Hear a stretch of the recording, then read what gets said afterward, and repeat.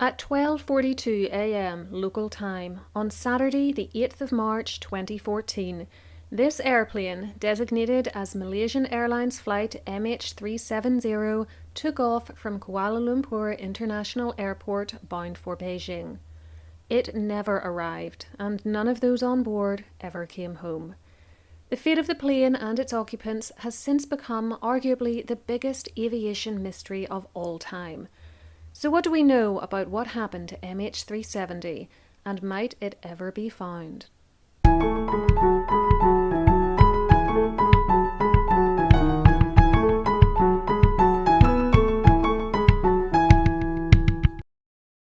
Disclaimer first, I'm an historian, not an aviation expert. My main sources for this video were a 2017 report by the Australian Transport Safety Bureau, the ATSB, which focused on the search for the plane, and a 2018 report by the Malaysian International Civil Aviation Organisation Annex 13 Safety Investigation Team, which looked at the whole incident, including search efforts up to that point. I've linked them below for you, and I'm just going to call them the 2017 and the 2018 reports going forwards. Obviously, I've tried to provide all accurate information in this video, but I'm only human and I'm working to a tight schedule, so there's always the possibility of error or oversight. If you want to double check anything, I advise you to refer to those reports. MH370 started off as unexceptionally as any other scheduled flight might be expected to do. In Kuala Lumpur, it's 227 passengers, 10 cabin crew, pilot and co-pilot boarded the plane, which was a Boeing 777 manufactured in 2002, and prepared for what was expected to be a 5-hour, 34-minute journey to China. The plane was loaded with sufficient fuel to last 7 hours 31 minutes, and the pilot, Captain Zaharie Ahmad Shah, assigned the first officer, Farik Abdul Hamid, to be the pilot flying for this flight.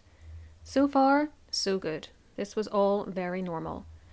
As you can see from this breakdown of the nationalities of those on board, the majority, 153 people, were Chinese, with Malaysians making up the next largest group at 50 people, then small numbers of people from 12 other countries. 5 of the passengers were children, and the total number of souls on board was 239.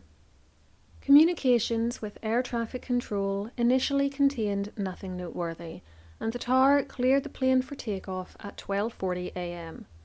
Wheels up was 2 minutes later, and it was cleared to climb to 18,000 feet.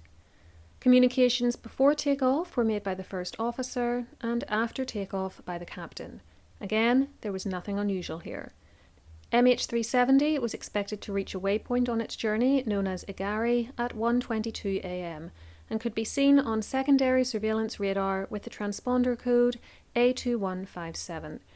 If I understand radar correctly, secondary radar means that the radar signal communicates with the transponder on the plane, whereas primary radar just relies on reflecting a signal off an object, with the object itself being a passive participant in the exercise.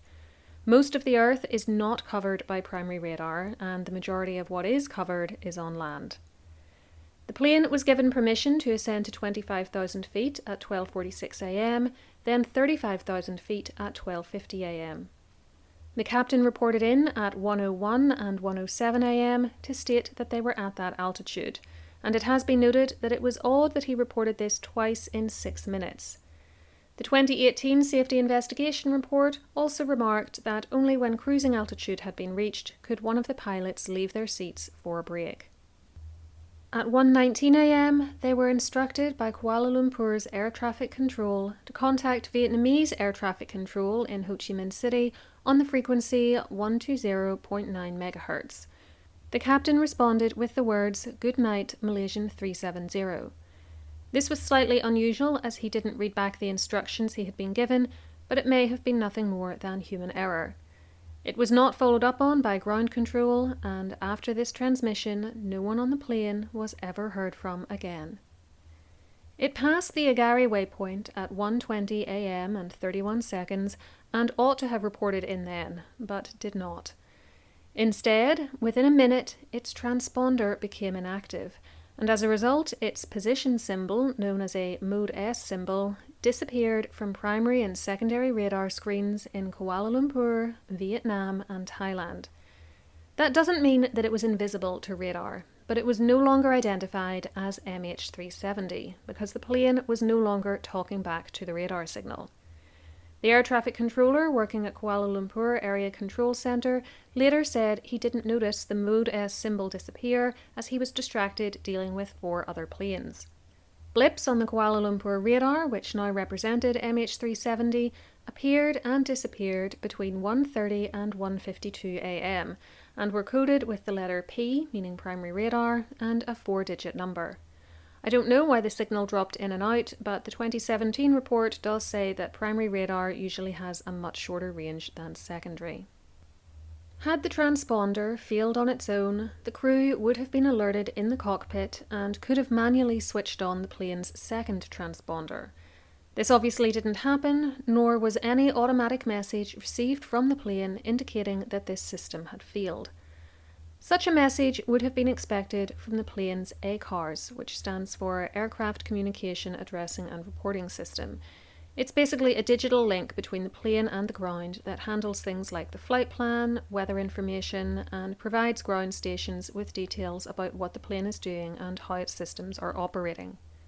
Its last transmission had been at 1:07 a.m. and 29 seconds, 27 seconds before the second unnecessary call was made that the plane was maintaining a flight level of 35,000 feet, and 13 or 14 minutes before whatever event occurred which caused it to leave its flight path. Had it failed, the crew would have been alerted in the cockpit, yet no failure was reported. Its download link could be switched off from inside the cockpit, however, so that it wouldn't send information to the ground. The 2017 and 2018 reports note that it was only expected to give a position report every 30 minutes, and so didn't miss such a check-in until 1:37 a.m. Despite the loss of the transponder and ACARS, as I've explained, the plane remained on primary civilian radar for a time under a different identification code before going out of range, and on primary military radar for longer. We therefore know that at 1:12 a.m. it made a 40-degree turn to the right, then a 180-degree turn left, and flew back across the Malay Peninsula. Later simulator tests showed that it had to be under manual control to make these turns. At 1:52 a.m. it was 10 nautical miles south of the island of Penang, which is where Captain Shah was from. At the exact same minute, a signal was picked up from the first officer's phone on a mobile phone tower on the island. Later tests suggested that the tower's ability to connect to the device indicates that the plane's altitude was no more than 20,000 feet, though it was stressed that those tests were not ideal as the results they provided were really only valid for the test flights. This seems like a good time to quickly explain possible reasons why no other calls were placed from the plane, and why when relatives later tried to contact their loved ones, they heard a ringtone. The probable reason for no calls from the plane, assuming for a moment that passengers and crew were still alive, awake, able to dial out, and were trying to do so, is that airplanes at high altitude and speed are often out of the range of mobile phone towers, and even if they briefly come into range, as the first officers did, they can't connect to any given tower for long enough for a call to be placed or received before the airplane has moved away.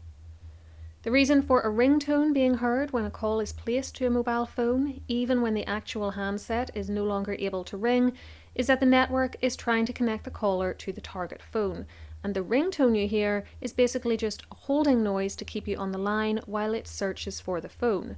This is so that you know it's working on the problem and don't hang up because you can't hear anything at all. It doesn't mean that the target phone is actually ringing somewhere. Shortly after the plane went missing, CNN aired a short interview with a tech expert who explained this, and which I've linked in the description box below for you.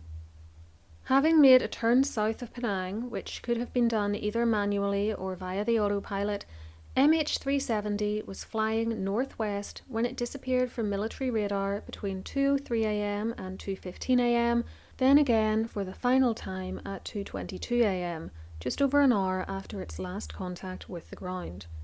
At that point, it was on a heading of 285 degrees and was about 195 nautical miles from Butterworth, and 10 nautical miles past another waypoint called Makar. Although military radar did provide airspeed and altitude readings, according to both written reports I read, these readings are inherently unreliable and showed the plane doing things beyond its capability. Nevertheless, there has been speculation based on this evidence that the plane climbed to about 40,000 feet, and that this suggests that it was deliberately depressurized to render the passengers and crew unconscious and very quickly dead of hypoxia. Had there been a decompression, the oxygen masks in the cabin would have deployed to passengers, but would only have provided air for about 22 minutes, because the idea is just to keep them going until the plane descends to a safe altitude where they can breathe normally. There was also a supply of emergency oxygen available to the flight crew and delivered to the cockpit through 4 masks, because there could theoretically be as many as 4 people in the cockpit on some flights. It was enough to support 1 person at 36,000 feet for 27 hours, more than enough time to keep a pilot alive until fuel exhaustion. The deployment of the passenger oxygen masks cannot be deactivated from the cockpit, so if the plane was depressurized, including on purpose, the passengers and crew in the cabin will have known about it. 15 portable oxygen cylinders would have allowed the cabin crew to endure longer if used, as each cylinder is good for at least 15.5 minutes. The military later claimed they knew that the plane was MH370, but did not view it as a threat and so did not intercept it. I'll come back to that claim and discuss it a little further later on when I'm talking about the search efforts. Weather conditions, later confirmed with satellite imagery, were good. There was no rain or lightning recorded at the point where the plane dropped off civilian radar, and little cloud. Though the wind at that point could not be measured, weather forecasts did not anticipate any serious weather events, nor is there any evidence that such events occurred. No Mayday call was ever made from the plane, and none of the 4 emergency locator transmitters kept on board appear to have been activated. Of these 4, 1 was in the ceiling of the passenger cabin but could be switched on from the cockpit. 2 were attached to exterior doors and designed to activate if the doors were opened and their life rafts deployed, and the 4th was portable and kept in a coat closet in the cabin. Its battery was good until November 2014. These ELTs were designed for use outside, but not underwater.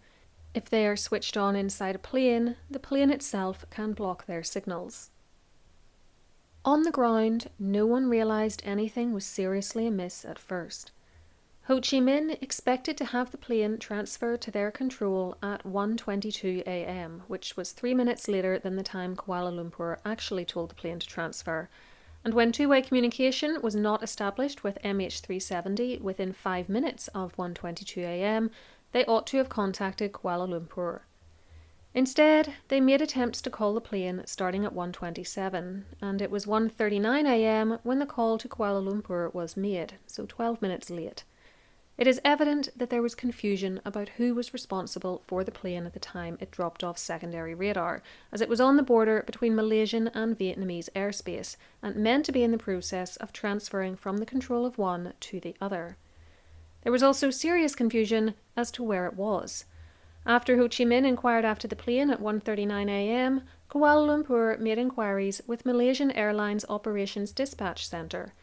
Ho Chi Minh also contacted other air traffic control towers in Hong Kong and Cambodia looking for the aircraft, and Hong Kong in turn contacted Singapore. Attempts were made by the Operations Dispatch Centre to contact the plane starting at 2:03 a.m, but no messages could get through via the ACARS, and a ground-to-air telephone call went unanswered at 2:39. It was suggested incorrectly by Ho Chi Minh that it had reached another waypoint known as Betod, but radar data showed that this was not true. It was likewise incorrectly suggested that it was in Cambodian airspace, and Malaysian Airlines Operation Dispatch Centre even said at 2:33 a.m. that it knew the plane's coordinates, only to admit at 3:30 a.m. that, and I quote the 2018 report, the flight tracker was based on flight projection and not reliable for aircraft positioning. A lack of staff training on the flight following system was later blamed for these mistakes, which gave a false sense of security about the plane's situation. Kuala Lumpur Ground Control should have declared the distress phase, which is basically tech speak for an emergency, at 2:27 a.m. Yet it was only at 5:30 a.m. that its Aeronautical Rescue Coordination Centre was activated, and 6:32 a.m. that the distress phase message went out. It was only then that the Search and Rescue Mission Coordinator had enough information to act upon, though the distress phase message had numerous errors, including the plane's takeoff time. The 2018 team later noted that the duty controller in Ho Chi Minh had trouble communicating in English and needed an interpreter when interviewed. The team suggested that this language barrier may have hindered communications on the 8th of March between Kuala Lumpur and Ho Chi Minh. With the alarm at last raised, a huge search operation was now mounted, which at first focused on an area in the South China Sea. Over the next few days, information trickled out from the Malaysian military about the plane's deviation from its flight path, which turned attention to the Andaman Sea. Then, suddenly, came the biggest twist in the entire tale. On the 13th of March, British company Inmarsat, which managed the airplane's satellite communications, or SATCOM, told the Malaysian authorities that it had startling new evidence about MH370's fate. The SATCOM system was used to handle things like the plane's communications, ACARS, and its in-flight entertainment system. When the plane was powered up, it logged onto the system, and thereafter it had stayed in touch with it via a series of pings, known as handshakes. These were automatically sent to the plane from the Ground Earth Station, or GES, in Perth, Australia, and they elicited responses from it to show it was still logged on. Incredibly, the handshakes, which numbered 7 in all, and which you can see listed on this chart, continued until 8:19 a.m., showing that the plane had remained powered up and presumably in flight for all of that time. They would have occurred hourly, but the attempts to telephone the plane from the ground resulted in the system's inactivity timer resetting on 2 occasions, and there were also 2 periods when the SATCOM link failed. One was after the ACARS went out, and we aren't certain what caused it beyond a probable power outage to the SATCOM. The other was near the end of the plane's flight. The 2018 report specifically says that there is no indication of the SATCOM link being manually logged off from the cockpit. Such activity would have been captured in the GES logs, but it was not. The 7th handshake was not initiated by the Ground Earth Station, but rather by the aircraft itself, and came only 8 minutes after the previous ping. This suggests that the plane had run out of fuel, disconnecting the SATCOM, this is the second outage I just mentioned, which had then come back on when it began to be powered by the auxiliary power unit, designed to come on automatically when the engine shut down, and so requested to log on to the system again. This indicates that the aircraft crashed or ditched shortly after this time, and another handshake attempt at 9:15 a.m. failed. Such conclusions chime, almost to the minute, with what we know about how much fuel the plane had set off with, and how long it could remain airborne before fuel exhaustion. The Inmarsat data had severe limits, as it was never intended to be used to ascertain location.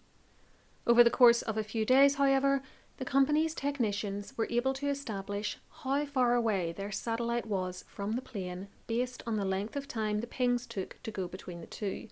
And this information was used to establish a series of 7 rings, 1 per handshake, which could be superimposed on a map of the Earth's surface.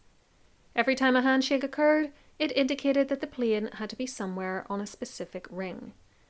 Based on where the aircraft was known to have been earlier in the flight, thanks to radar data, the rings were immediately narrowed down to arcs, one taking a northern route over Kazakhstan, the other taking a southern route into the Indian Ocean. Thanks to some more complex maths and the fact that the plane clearly didn't crash on land, it quickly became obvious that it had taken the southern route, a conclusion supported by the debris that eventually washed up on western Indian Ocean shorelines, and which we'll come to shortly. The Malaysians didn't stop searching in areas around their country until after the 15th of March. On the 17th, Australia took over the coordination of the aerial search of the Southern Arc in an area which the 2017 report points out is up to 2,800 kilometres from the Australian coast, up to 6,000 metres deep, and with unknown underwater topography and currents. The scale of the challenge facing them cannot be underestimated.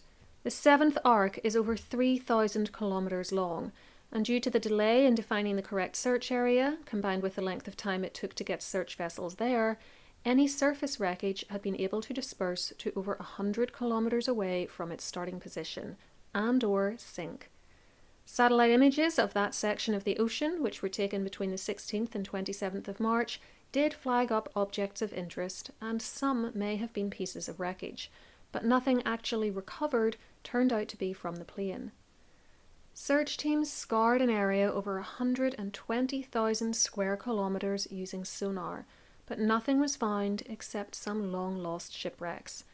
That's an area about the size of the US state of Pennsylvania, by the way. The pings from the locator beacons on the airplane's black boxes will have run out of battery power sometime in April 2014, and later refinements of the search area suggested the boats weren't looking in the correct spot anyway. The acoustic search for the beacons was halted on the 17th of that month. The plane was declared officially lost and its occupants dead on the 29th of January 2015, thereby allowing for compensation and insurance claims by the families to be better pursued. But the search lasted far longer, 1,064 days in fact, and during that time some additional evidence did come to light in the form of partial wreckage.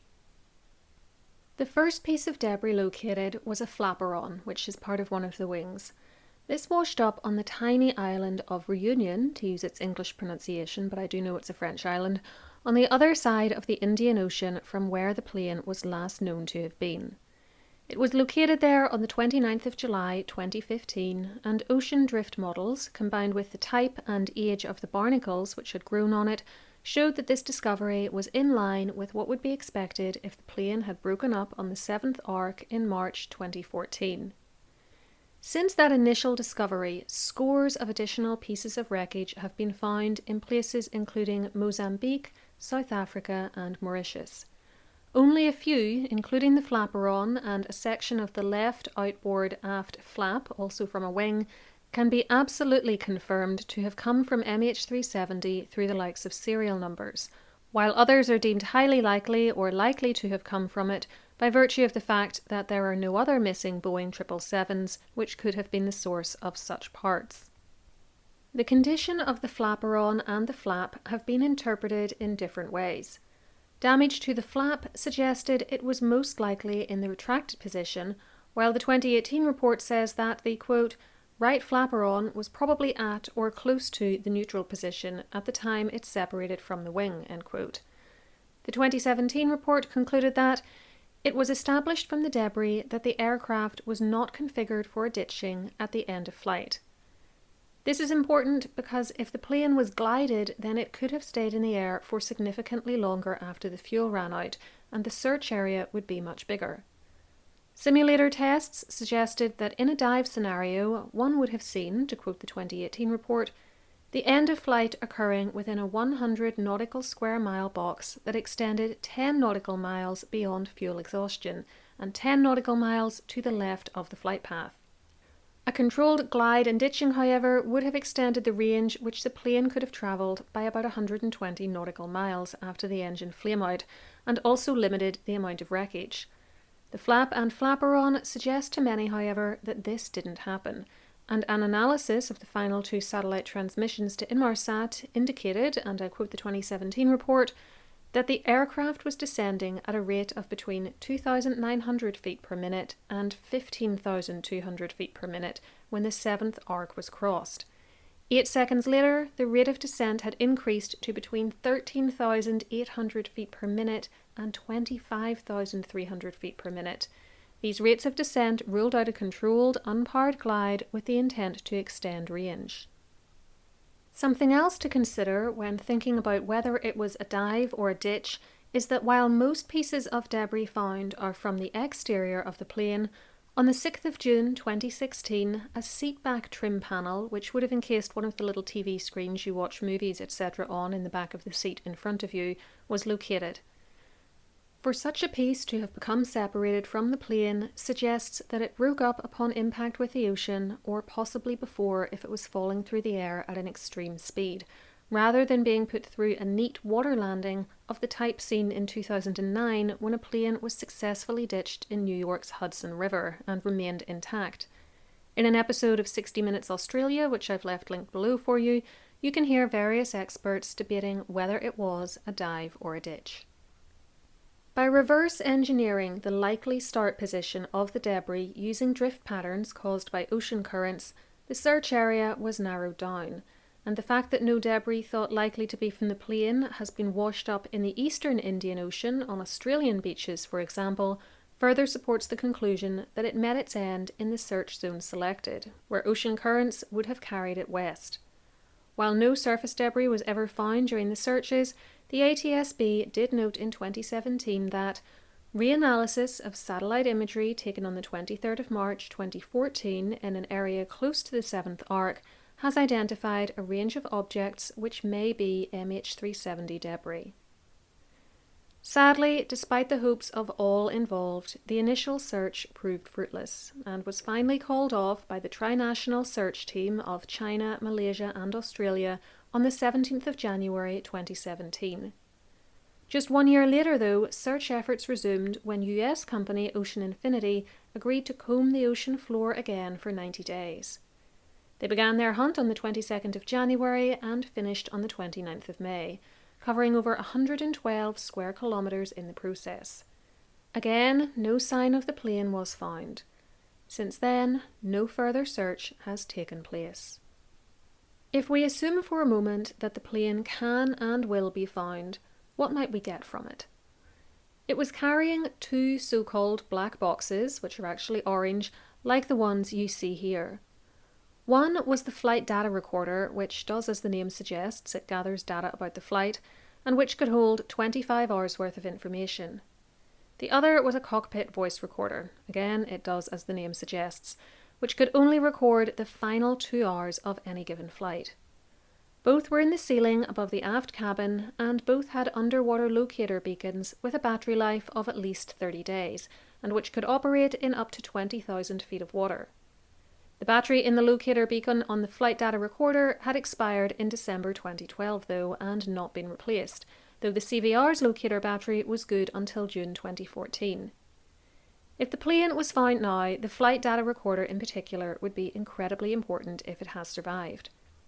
Due to the cockpit voice recorder's limited recording time, it might not necessarily be as useful if there were no sounds in the cockpit other than the automated warnings we would expect to hear about for issues such as impending fuel exhaustion. In fact, the limits of the CVR might even explain why the plane was not crashed immediately. Keeping it airborne meant that by the time it ended its flight, the recording of whatever had happened at around 1:20 a.m. when the plane deviated from its flight path and the transponder was switched off had been recorded over and lost forever. Other evidence available from the wreckage would depend on what condition it's in. If there were identifiable human remains, you might be able to get some indication of who was in the cockpit, but I think we need to bear in mind how much time has already passed and the fact that the plane may have shattered upon impact, and the cockpit, or any given area of the aircraft, might no longer be recognisable. A few theories about what had happened were quickly ruled out. First, there is absolutely no evidence to support the idea that the plane was taken over remotely, as no such technology was ever installed on that aircraft. Second, no onboard fire could have caused this scenario, as the plane remained flying for such a long time, had to be under manual control for at least some of that, so it wasn't a ghost plane on autopilot, at least not at the beginning of its deviation from its flight plan, and there was no distress signal. Third, its continued flight with manual inputs also rules out an onboard bomb, accidental decompression leading to unconsciousness for all on board, fuel exhaustion at the time it dropped off radar, and any exterior event such as a missile or mid-air collision. No group ever claimed responsibility for this event either, and none of the debris so far recovered shows explosion damage. Once all other theories are excluded, the only one that remains is that one or more persons on the plane caused this incident, and so concurrent with the early search efforts was an investigation into the crew and passengers to determine if any of them might have interfered with the normal functions of the plane. One of the people looked at most closely who was on the aircraft was Captain Shah. He was 53 years old, married with 3 children, had worked for Malaysia Airlines from 1981 and was very experienced at flying the Boeing 777. He was well regarded within his job and had been promoted to be an instructor and an examiner. He had not worked in the previous 24 hours before the flight, suggesting he will have been well rested. He did not have any known ongoing medical issues, substance abuse problems, or disciplinary issues at work. His family and friends reported no changes in behaviour, and he had not taken out any recent insurance cover in addition to what he already had. He did not have any financial problems and was felt to be good at handling the stress of his job. His home flight simulator was seized by the Royal Malaysia Police on the 15th of March 2014. I'm going to quote the 2018 report to explain the police's findings and the conclusions they did and didn't draw from them. It said that the RMP forensic report, dated the 19th of May 2014, documented more than 2,700 coordinates retrieved from separate file fragments, and most of them are default game coordinates. It was also discovered that there were 7 manually programmed waypoint coordinates that, when connected together, will create a flight path from KLIA, that's Kuala Lumpur International Airport, to an area south of the Indian Ocean through the Andaman Sea. These coordinates were stored in the Volume Shadow Information (VSI) file dated the 3rd of February 2014. The function of this file was to save information when a computer is left idle for more than 15 minutes. Hence, the RMP forensic report could not determine if the waypoints came from one or more files. The RMP forensic report on the simulator also did not find any data that showed the aircraft was performing climb, attitude, or heading manoeuvres, nor did they find any data that showed a similar route flown by MH370. The RMP forensic report concluded that there were no unusual activities other than game-related flight simulations. The ATSB report also discussed this data, and in the interests of thoroughness, I'm also going to tell you what it said, which was that the simulator data was a partial reconstruction of a flight simulator session from the 2nd of February 2014. I don't know why the ATSB says 2nd of February when the 2018 report says the 3rd, but it doesn't make any real difference. It comprised 4 complete and 2 partial data captures of various aircraft and simulator parameters at discrete points during the simulation. The aircraft simulated was a B777-200LR. Information on the data points is summarised below. The initial data point indicated an aircraft at Kuala Lumpur Airport. No useful location or aircraft information apart from simulator time was able to be recovered for the second data point. The next 2 data points indicated an aircraft tracking to the northwest along the Strait of Malacca. The aircraft had climbed to an altitude of 40,000 feet by the 4th data point and was in a 20-degree left bank, 4 degrees nose down, on a heading of 255 degrees. Side note, this seems to contradict the other report I just read to you, which says that there was no data, quote, that showed the aircraft was performing climb, attitude, or heading manoeuvres, but perhaps I'm not understanding what they're saying correctly. I don't know anything about simulators after all. Now back to the ATSB report. The final 2 data points were close together in the southern Indian Ocean, 820 nautical miles southwest of Cape Lewin. The data indicated that the simulated aircraft had exhausted its fuel. The 5th data point was at an altitude of 37,651 feet. The aircraft was in an 11-degree right bank and heading almost due south at 178 degrees. The data for the 6th data point was incomplete. It was 2.5 nautical miles from the previous data point, and the aircraft right bank had reduced to 3 degrees. The aircraft was pitched nose down 5 degrees and was on a heading of 193 degrees. At this time, there was also a user input of an altitude of 4,000 feet. Personally, I thought there were some eerie parallels between the simulator data and MH370's known movements, but I'll leave it up to you to decide what you think the captain's simulator information means, as some interpret it in a more sinister way than others. Regarding his personal life, there have been some conflicting reports. The official line from his family and the Malaysian government in 2014 and later in the 2018 report, whose investigators were mostly Malaysian, was that he had no issues. Other sources have claimed that this was not so, and that his wife had left him or was about to leave, and that he had had affairs. This is speculation though, not confirmed by any official source, and I'd like to see some clear evidence before I would commit to that information. Those who claim he was experiencing problems argue that it was due to the importance within Malaysian culture of saving face that his family, employer, government and the 2018 report covered for him. As I know nothing about Malaysian culture, I can't tell you if that is a fair assessment or not.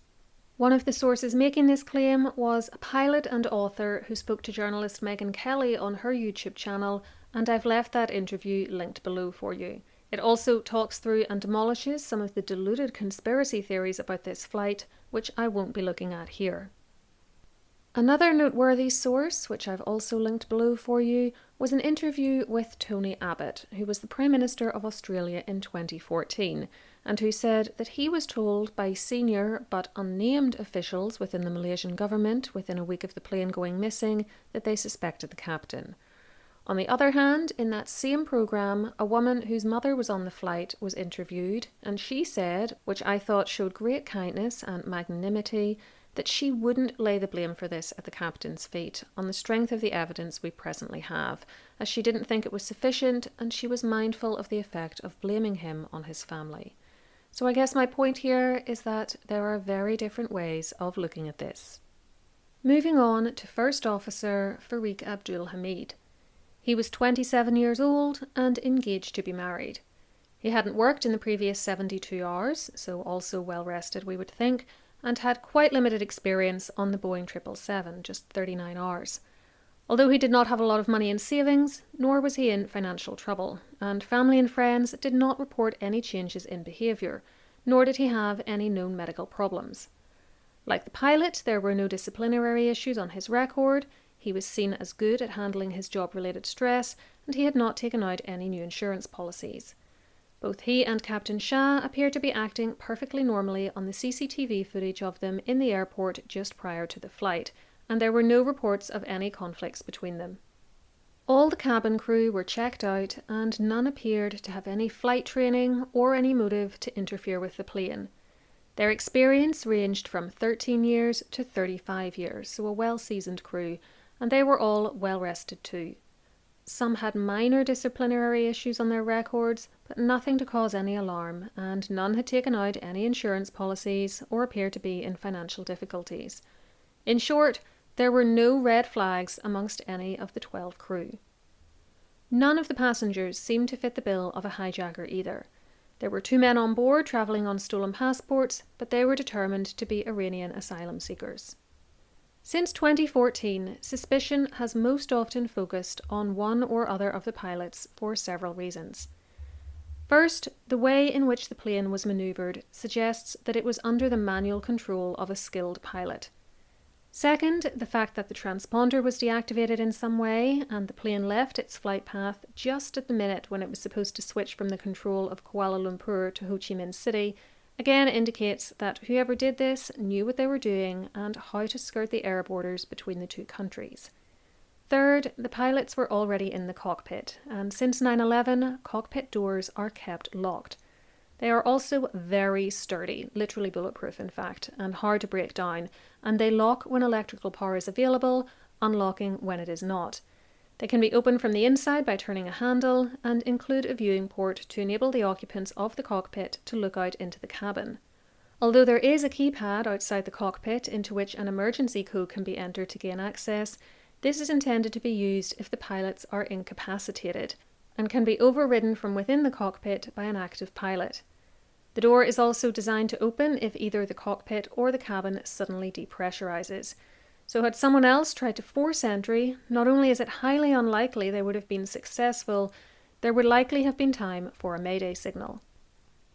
We have to wonder though if someone could have pushed in when one of the pilots left to go to the bathroom.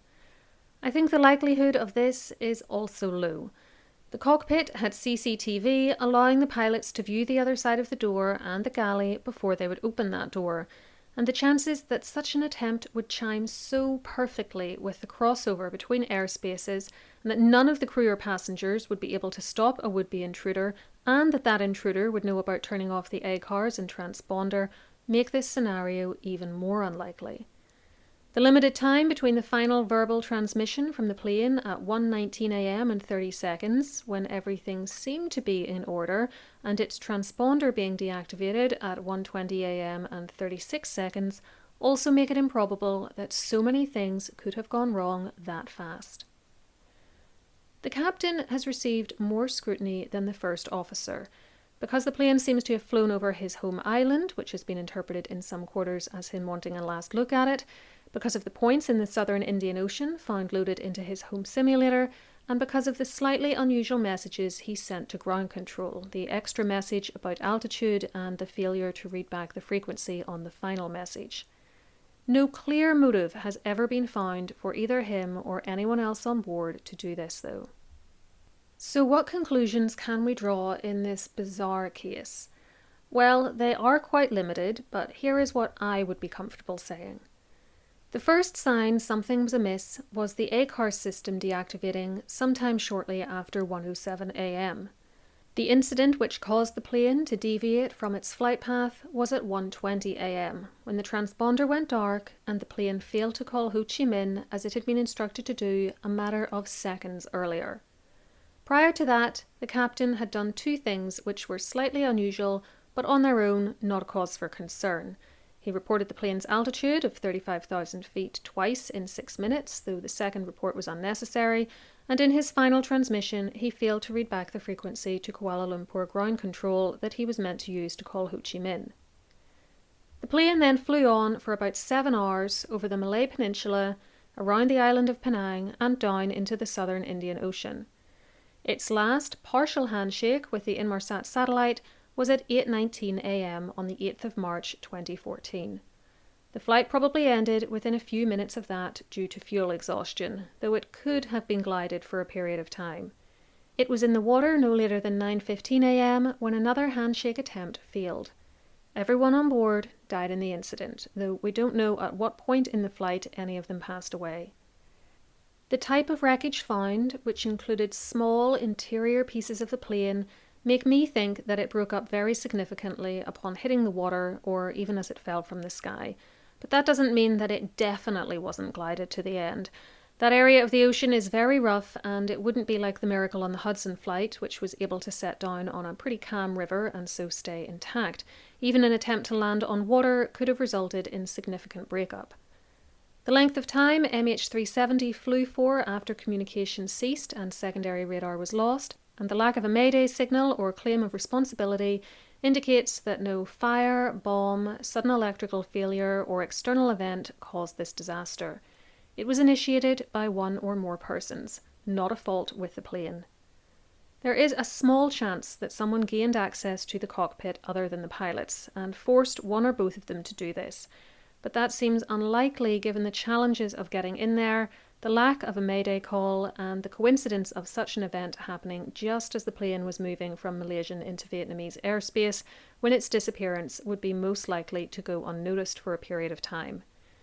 I did consider the idea that passengers nowadays can often see where the plane is on a map on their in-flight entertainment systems, but I don't know if such systems would give sufficient detail to tell passengers where an airspace border is. Whoever was at the controls after 1:19 a.m. could manually fly a Boeing 777 and knew that to make that plane disappear in inverted commas, it was necessary to deactivate its ACARS and its transponder. They also knew how to do these things. The only people on board known to have that knowledge and skill set were the pilots, though again, we can't completely rule out that they were coerced. It is interesting, though not conclusive, that the plane flew over the captain's home island, and that his home flight simulator recorded a couple of manually entered waypoints in the southern Indian Ocean barely 5 weeks before the flight. If it was one of the pilots who did this, then the other would have had to be incapacitated. I thought the chances that the second pilot would get up for a bathroom break at the exact minute the plane was crossing from Malaysian oversight to Vietnamese, then be locked out, were rather low, though certainly not impossible, and I considered that there are other ways of getting someone to leave. One pilot could have said something as simple to the other as, "Would you grab me a sandwich from the galley, please?" Still, I wondered if perhaps the innocent pilot was incapacitated in the cockpit, possibly without anyone else realizing. Finally, despite concerns over the captain, there is no definitive motive for anyone on board to have done this, which only makes the whole thing even more terrifying in my view. Regarding the actions of the ground control teams in Kuala Lumpur and Ho Chi Minh, I was persuaded by the opinions I read and heard from expert investigators that the Malaysian controller ought to have been paying attention to the radar blip that MH370 became after its transponder ceased functioning, and I took their points that when concerns began to be raised, there was a lot of confusion, procedures weren't followed, more time was wasted, and an emergency ought to have been declared much faster. I don't know that would have resulted in any of the people on board the plane surviving, for the flight may have ended in an equally tragic manner, but we might know where it was and possibly who did this. That would be incredibly valuable information to have for the family and friends of those lost, and for the investigation. In the ground team's defence, a lack of certain training and issues of overwork seem to have contributed to some of the problems. I also thought it was strange that the Malaysian military did nothing when they said they spotted the plane flying around over the Malay Peninsula and beyond, clearly out of its expected position. That lack of action and the fact that they delayed announcing for so long that they had tracked its course deviations, even though there was an incredibly expensive search taking place in the South China Sea, makes me agree with an opinion expressed by the interviewee on the Megyn Kelly show that they actually weren't monitoring the flight in live time, and when they later realised the data they had, they didn't want to admit to this oversight due to embarrassment. This is all just supposition though, and as it transpired, even if they had known about and admitted to the radar information earlier, it still wouldn't have focused the search in the correct area, as the southern Indian Ocean is well beyond any radar coverage. I also ultimately put the blame for this incident on whoever took control of the plane, not anyone on the ground. So do I think MH370 will ever be found? I certainly hope so, but there are challenges which might make it all but impossible, at least with current technology. If it broke into millions of little pieces, which then dissipated over many square miles of ocean floor, there might not be a big enough chunk or a concentrated enough debris field to show up on sonar. Even if it stayed largely intact at the point of impact, if it hit an underwater mountain as it sank, it could be buried in an avalanche. It's not like the Titanic, which was much bigger to start off with, which stayed in two very big pieces after its sinking, and for which there was a much narrower search area. Still, I don't think we should give up hope. It may not have broken up that much, and technology improves all the time. Things which we take for granted today would have seemed like magic barely 100 years ago. Perhaps new satellite technology will be invented which will enable the ocean to be scanned from space. It sounds like sci-fi at the moment, but who knows? That brings us to the question of the day, which is, do you think MH370 will ever be located? Let me know in the comments below, and until next time, keep learning.